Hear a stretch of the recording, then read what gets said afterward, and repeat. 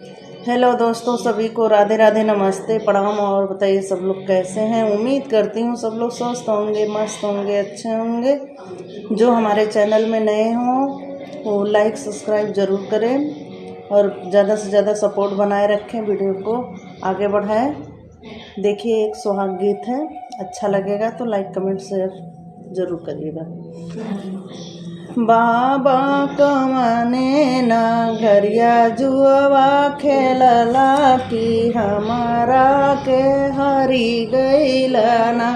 बाबा कमाने नगरिया जुआ खेलला की हमारा के हरी गईलना।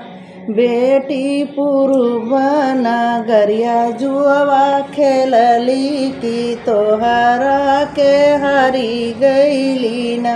बेटी पूर्व दिशा जुआ खेलली की तोहरा के हरी गईली न। बाबा का पितरिया नाही हरल की हम के हरी गईलना। बाबा का पितरिया नाही हरल की हमारा के हरी गईलना। बेटी का पितरिया घर का लक्ष्मी की तू ही पराया धन हो। बेटी का पितरिया घर का लक्ष्मी की तू ही पराया धन हो। चाचा कमने नगरिया जुआ खेलला की हमरा के हरी गईलना। बेटी पूर्व दिशा जुआ खेलली की तोहरा के हरी गईली न।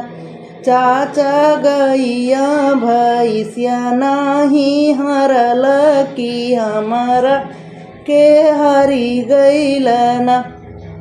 बेटी गैया भैंसिया घर का सुंदर ताकि तुम्हें पराया धनना। बेटी गैया भैंसिया घर का सिंगरवा की तुम्हें पराया धनना। भैया कमने नगरिया जुआ खेलला की हमरा के हरी गईलना। भैया कमने नगरिया जुआ खेलला की हमरा के हरी गईलना।